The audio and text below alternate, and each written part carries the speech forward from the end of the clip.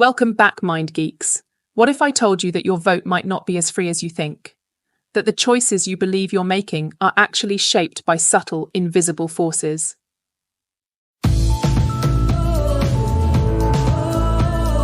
In today's world, the illusion of choice has never been stronger.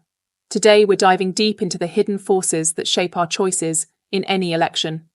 From media spin to political campaigns, we're constantly being nudged, influenced, and sometimes even manipulated into thinking we're making independent decisions. But are we really? Today, we're diving into the world of cognitive biases, mental shortcuts that are controlling more of our choices than we realize. Stick around because by the end of this video, you might be questioning whether your vote is really yours or if it's just an illusion. Let's start with the illusion of choice. On the surface, it seems like we have countless options, right? Democrat, Republican, independent, third-party candidates, so many choices. But think about it for a moment. Are we really choosing between diverse options, or are we being herded toward predetermined outcomes like sheep? Political campaigns spend billions to control what we see, hear, and believe. Media coverage frames candidates and their platforms in specific ways, and algorithms on social media tailor the content we see to match our preferences. What seems like a broad spectrum of choices is often narrowed down to a binary decision, this or that. Imagine being in a grocery store where there are 20 different brands of cereal, but behind the scenes, only 2 companies control them all. Is that really a choice? Now apply that to politics. The question is, are we truly deciding who should lead, or are we just picking from carefully crafted narratives designed to nudge us toward a specific candidate? Confirmation bias. Are you voting based on facts? Next, let's talk about confirmation bias, the sneaky little bias that tricks you into thinking you're right, even when you're not. This is the tendency to seek out information that confirms what you already believe and ignore everything else. In the lead up to the election, we all like to think we're making informed decisions based on facts.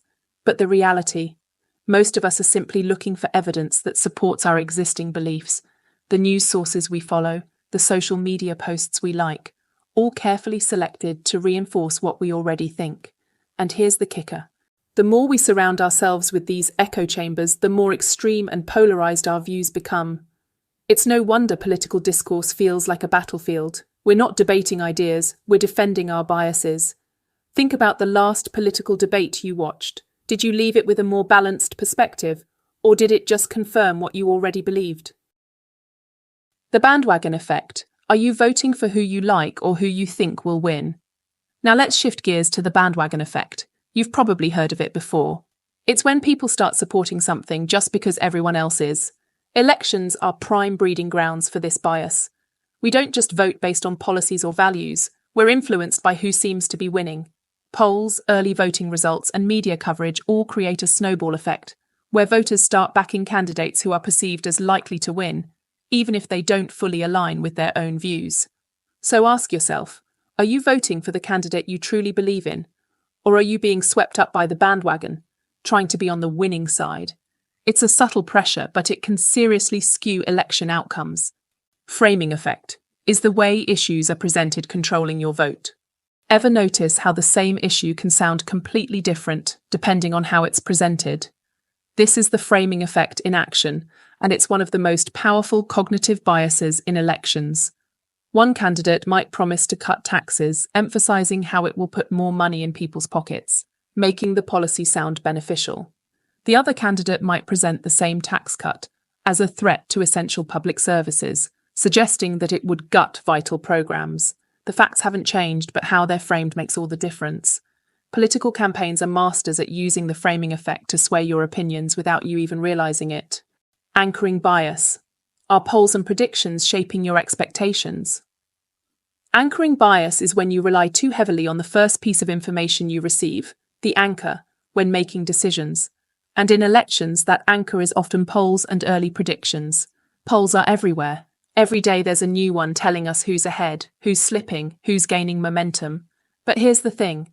Polls aren't always accurate, and yet they can anchor our expectations. Once we see a candidate leading, we start to believe they'll win, even if new information emerges that challenges that assumption. Think about it. How many times have you heard, "It's too close to call," only for the final results to be wildly different. Anchoring bias tricks us into latching onto early predictions and holding on to them, even when reality starts to shift. Availability heuristic. Are your political fears based on facts or headlines? Let's talk about fear. Fear is a powerful motivator in elections, and the availability heuristic plays a huge role in how we react to it. This bias occurs when we overestimate the importance of information that's readily available, like recent events in the news. If the media has been covering a terror attack non-stop, you might start thinking that terrorism is a major issue in the election, even if statistically it's less of a threat than other concerns like healthcare or education. The availability heuristic leads us to prioritize issues that feel immediate and pressing, even if they're not the most urgent in the grand scheme of things. So are your political fears being stoked by headlines, or are they grounded in reality? The halo effect. Why do we forgive our favorite politicians but not others? Ever wonder why we're quick to forgive our favorite politicians when they make mistakes but are ruthless with the ones we don't like? That's the halo effect at work. The halo effect is when we let our overall impression of someone, often based on a single positive trait, color our perception of everything else about them. If a politician is charismatic, for example, we might overlook their policy blunders or ethical missteps. On the flip side, if we don't like a candidate, even their good ideas might seem untrustworthy. In the election, the halo effect can blind us to the realities of a candidate's platform. Are we supporting someone for their actual policies or just because they seem likable? Here's a tough one. False consensus bias. Do you think everyone agrees with you? This is the tendency to overestimate how much other people share your beliefs, leading you to think your opinions are more common than they actually are.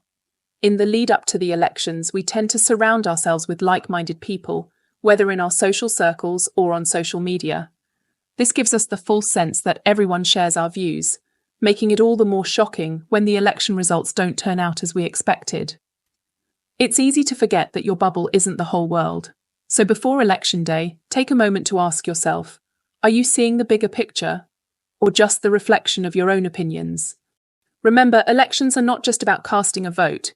They are about understanding the biases that shape our decisions and questioning whether we're truly in control. So, as you head to the polls, remember, the illusion of choice is real, and cognitive biases are everywhere. But here's the real question. Are you making an informed decision, or are you being subtly guided by unseen forces? How many of your choices are truly your own, and how many have been influenced without you even knowing it? So thanks for tuning in, Mind Geeks. If this made you rethink your next vote, hit that like button, share your thoughts in the comments, and subscribe for more deep dives into the fascinating world of ideas. I'll see you in the next one.